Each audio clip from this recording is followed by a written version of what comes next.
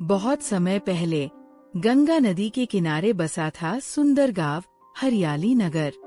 इस गांव में रहते थे मेहनती किसान, दुकानदार और सभी लोग बड़े सीधे साधे थे। गांव में सबसे ज्यादा सम्मान पाने वाला था एक किसान राम सिंह।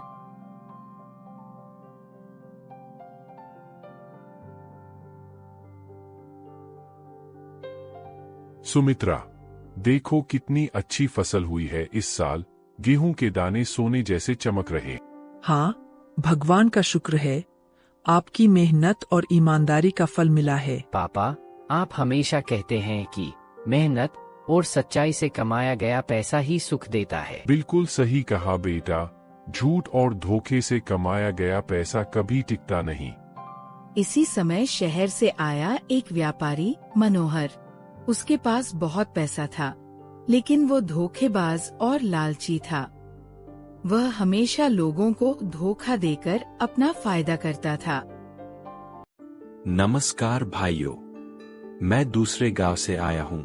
मनोहर अग्रवाल है मेरा नाम। सुना है आपके गांव में बहुत अच्छी फसल होती है। हाँ साहब, हमारे यहाँ की फसल बहुत अच्छी होती है। राम सिंह भाई सबसे अच्छे किसान हैं। मनोहर गांव घूमते घूमते राम सिंह के खेत तक पहुंच जाता है।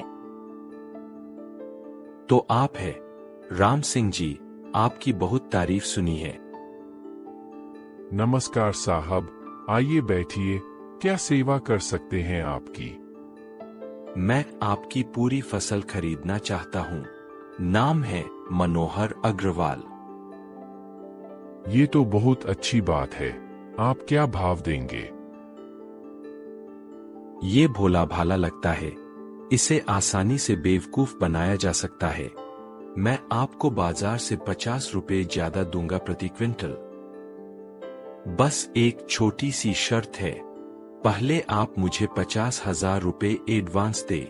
ये मेरी कंपनी की पॉलिसी है। लेकिन साहब, खरीदार एडवांस देता है, बेचने वाला नहीं। अरे भाई, आप गांव के लोग हैं, शहर के तरीके नहीं जानते। बड़े व्यापार में यही होता है। मैं आपकी फसल का इंश्योरेंस भी करवाऊंगा। हाँ, अगर इंश्योरेंस हो जाए तो अच्छा है, लेकिन 50,000 रुपए तो बहुत ज्यादा है।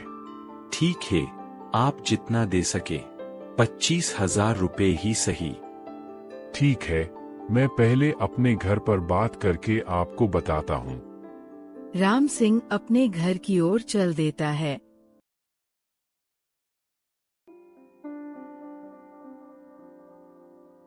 सुमित्रा, वो व्यापारी अपनी फसल अच्छे दाम पर खरीद रहा है और कह रहा था कि एडवांस देना पड़ेगा। क्या करूं? जी, मुझे कुछ अजीब लग रहा है। पहले कभी सुना नहीं कि बेचने वाला एडवांस दे। लेकिन वो इंश्योरेंस की बात भी कर रहा था और फिर बाजार से 50 रुपए ज्यादा भी दे रहा है। पापा, मैंने स्कूल में पढ़ा है कि हमेशा एडवांस खरीदार देता है। कहीं कोई धोखा तो नहीं? नहीं बेटा, वो इतना बड़ा व्यापारी है, गलत क्यों करेगा? राम सिंह ने अपनी पूरी जमा पूंजी निकाली और मनोहर को देने के लिए चल पड़ा। राम सिंह ने अपनी पूरी जमा पूंजी निकाली और मनोहर को 25,000 रुपए दे दिए। बहुत अच्छा राम सिंह जी, अब मैं कल अपने ट्रक भेजूंगा फसल लेने के लिए। कल? इतनी जल्दी? अभी तो फसल काटी भी नहीं है। अरे हाँ, मैं भूल गया। 1 हफ्ते बाद आऊंगा। आप फसल तैयार रखिए।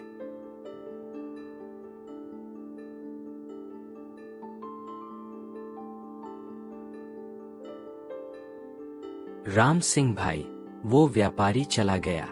कुछ जल्दी में लग रहा था। हाँ, कह रहा था कि दिल्ली में अर्जेंट काम है, 1 हफ्ते बाद वापस आएगा। राम सिंह, मुझे उस व्यापारी पर शक है। उसकी आंखों में धोखा दिख रहा था। पंडित जी, आप व्यर्थ की चिंता करते हैं। वो इतना बड़ा व्यापारी है। दिन बीतते गए, लेकिन मनोहर का कोई पता नहीं चला। राम सिंह हर रोज रास्ता देखता रहता। 1 हफ्ता, 2 हफ्ते, महीना बीत गया। राम सिंह परेशान दिखते हुए फसल भी खराब होने लगती है।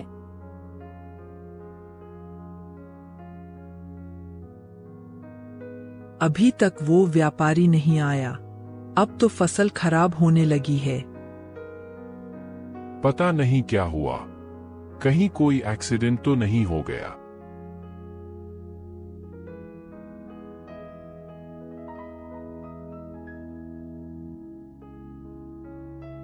राम सिंह दूसरे व्यापारियों से मिलते हुए, राम सिंह भाई, आप कह रहे हैं कि मनोहर अग्रवाल नाम का व्यापारी दिल्ली में कोई ऐसा व्यापारी नहीं है। क्या मतलब? वो तो कह रहा था कि बड़ी कंपनी है। भाई, लगता है आप धोखे में पड़े हैं। पहले भी कई किसानों के साथ ऐसा हुआ है। मतलब मेरे 25,000 रुपए? वो पैसे तो गए। ये लोग इधर उधर भटकते रहते हैं और लोगों को बेवकूफ बनाते हैं। राम सिंह उदास होकर घर लौटते हुए, सुमित्रा, हमारे साथ धोखा हुआ है। वो व्यापारी झूठा था। मैं पहले से ही कह रही थी कि कुछ गड़बड़ है। अब क्या होगा? पापा, आपने मेरी बात क्यों नहीं मानी? मैं कह रहा था कि कुछ तो गलत है। मैं बहुत भोला था बेटा, लालच में पड़ गया। गांव में हलचल मची। गांव के लोग राम सिंह के घर इकट्ठे होते हुए, राम सिंह भाई, सुना है आपके साथ धोखा हुआ है। हमें लगा ही था कि कुछ गड़बड़ है। वो व्यापारी बहुत जल्दी में था। बेटा, मैंने पहले ही कहा था कि उसकी आंखों में धोखा है, लेकिन अब पछताने से क्या फायदा। राम सिंह की फसल खराब होते हुए राम सिंह की फसल बर्बाद हो गई। उसके पास न पैसे थे, न कोई खरीदार। परिवार की आर्थिक स्थिति खराब हो गई। राम सिंह अपने खेत में अकेले बैठे हुए सोचते हुए, मैंने बहुत बड़ी गलती की है। लालच में पड़कर अपनी मेहनत की कमाई गंवाई है, लेकिन अब हार नहीं मानूंगा।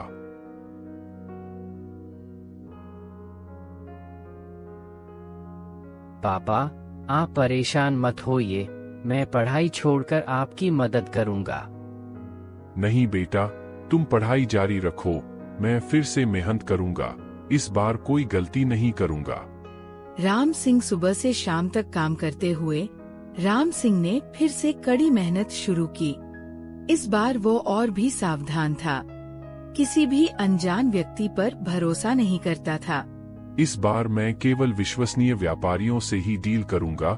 पहले पूरी जांच परख करूंगा। नई फसल लहलहाते हुए राम सिंह खुश दिखते हुए राम सिंह की मेहनत रंग लाई। नई फसल पहले से भी अच्छी हुई। इस बार वह बहुत सावधानी से व्यापार करने का फैसला किया। राम सिंह विश्वसनीय व्यापारी से मिलते हुए, राम सिंह जी, आपकी फसल बहुत अच्छी है। हम आपको सही दाम देंगे। पहले मैं आपके बारे में पूरी जानकारी लूंगा, फिर डील करूंगा। बिल्कुल सही कह रहे हैं। यहाँ मेरे सभी डॉक्यूमेंट्स हैं, आप जांच लीजिए। राम सिंह सभी डॉक्यूमेंट्स जांच करके डील करके वापस आता है। और तभी मनोहर भी गांव में वापस आता है। राम सिंह जी, मैं वापस आया हूँ। मुझे माफ कर दीजिए। तुम्हारी हिम्मत कैसे हुई यहाँ वापस आने की? भाई, मैं बहुत पछता रहा हूँ। मेरे साथ बहुत बुरा हुआ है। अरे धोखेबाज, तूने राम सिंह भाई को बर्बाद कर दिया था। मैंने कई लोगों को धोखा दिया था, लेकिन अब मेरे साथ भी वैसा ही हुआ है। मेरे साझीदार ने मुझे धोखा दिया, मेरा सब पैसा ले गया। तुम्हारे साथ जो हुआ वो तुम्हारी करनी का फल है। मैं जानता हूँ। मैं आपको आपके पैसे वापस करना चाहता हूँ। मेरे पास एक गहना है, उसे बेचकर पैसे दूंगा।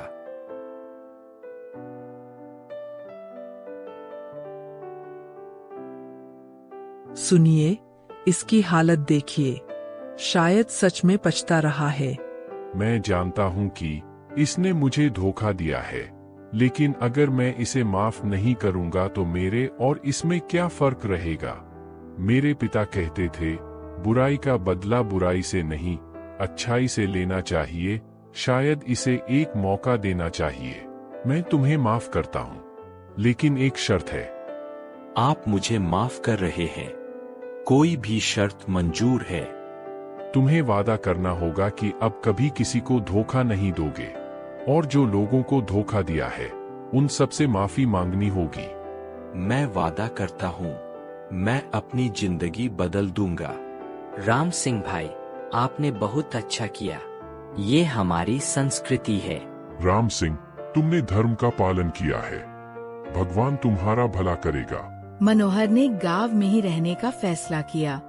उसने एक छोटी दुकान खोली और ईमानदारी से व्यापार करना शुरू किया। भाई साहब, ये चावल बिल्कुल शुद्ध है। मैं अब कभी मिलावट नहीं करता। वाह मनोहर भाई, आपके यहाँ से सामान लेने में अब डर नहीं लगता। भाई, झूठ और धोखे से जो कमाई होती है वो टिकती नहीं। अब मैं सच्चाई से काम करता हूँ। समय बीतता गया। राम सिंह की मेहनत और ईमानदारी का फल मिला। उसकी खेती फिर से फल फूल रही थी। राम सिंह और मनोहर मिलकर गांव के विकास की योजना बनाते हुए। मनोहर, तुम्हारे व्यापारिक अनुभव से हम गांव के लोगों को बेहतर व्यापार सिखा सकते हैं। जी हाँ, मैं सभी को सिखाऊंगा कि कैसे ईमानदारी से व्यापार करके अच्छा फायदा कमाया जा सकता है।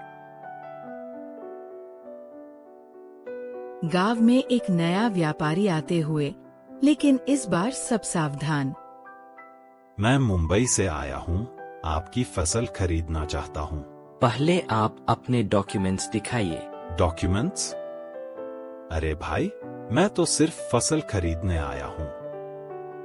भाई साहब, हमें आपकी पूरी जानकारी चाहिए। हम अब बहुत सावधान हैं। आप कहाँ से आए हैं?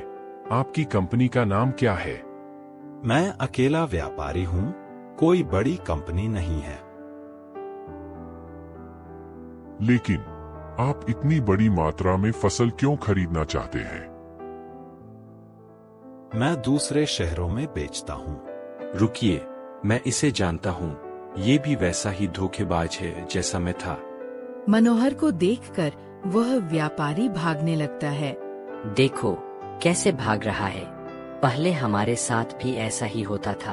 अब कोई भी धोखेबाज हमारे गांव के लोगों को बेवकूफ नहीं बना सकता। कुछ समय बाद राम सिंह और मनोहर ने मिलकर एक ट्रेनिंग सेंटर खोला।